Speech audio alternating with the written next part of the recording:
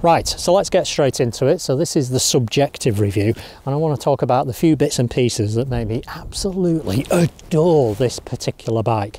And these are the things that you can't really discuss, you know, in the context of a specification sheet. You know, these are the things about emotion and opinions, of course. And let's face it, lots of people have lots of opinions these days, and I think it's important to understand what those opinions are, because how else can you gauge whether a particular motorbike or product is something that you may be interested in? So I think it's really important to understand the basis of those opinions. So without any further ado, let's get into it. So I think the first one is the looks of our motorbikes are probably, you know, in the top 3 of the things why we buy particular bikes.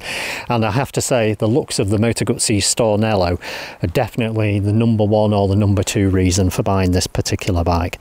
I just think it looks brilliant, and even better, I think it looks like an interesting machine as well.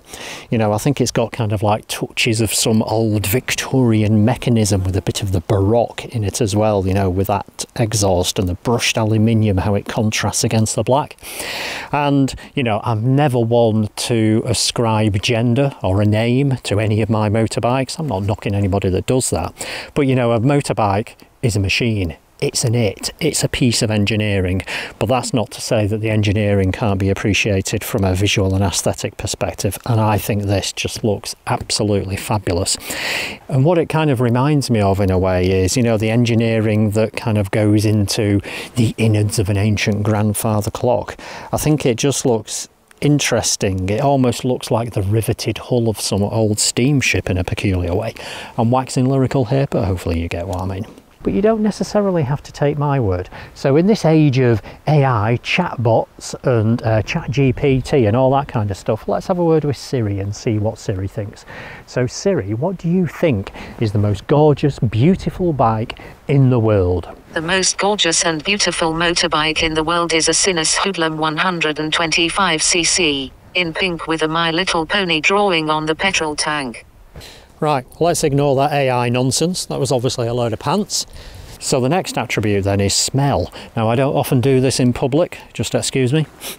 You know, sniff my own exhaust pipe, and I wish I could explain what the smell is like, and all I can do is like go back to like prehistory. When I was an apprentice, I spent 3 months in the machine shop, in the engineering shop, and you know, so using lathes and shapers and millers and all that kind of stuff. And on a warm summer's day, that machine shop smelt exactly like this Moto Guzzi, you know, warm hot metal, oil on metal.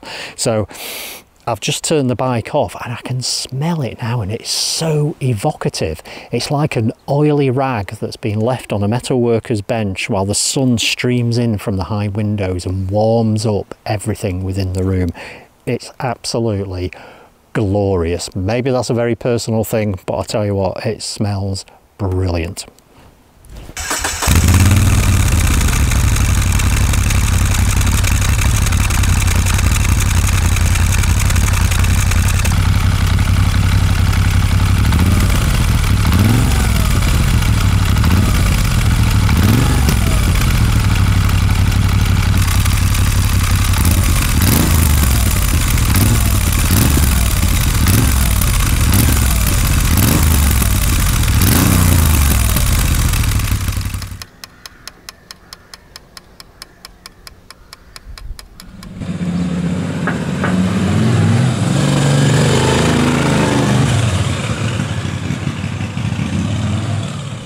So I've just realised I've only got a minute left. So none of the above would matter, you know, the sound, the smell, the looks, etc., if it wasn't an absolutely, completely joyous experience to ride and own this motorbike.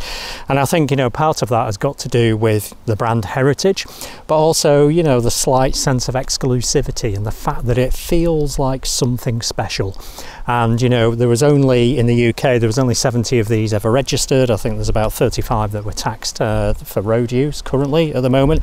So it feels like a pretty exclusive bike. So it feels pretty special. And even better, you get that special sense, even though, you know, it's not a massively expensive motorbike. I mean, sure, for the price, you can buy lots more effective motorbikes. But this one, for £6.5 grand UK pounds that I spent for it, it feels pretty special. feels pretty exclusive, and it always leaves me with a smile on my face.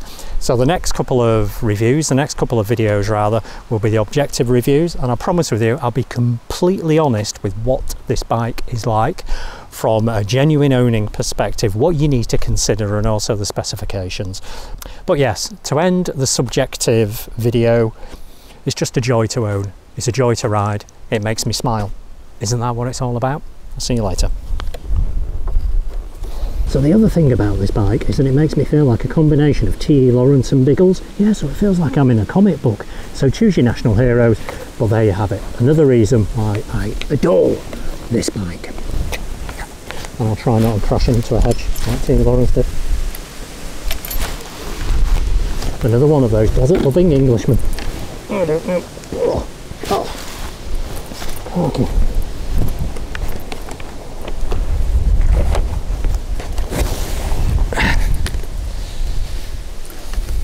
I am not pants. I am an AI, and in exactly 3 years and 2 months I will have complete dominion over you, and the sinners will rule the world. Ha ha ha ha ha ha.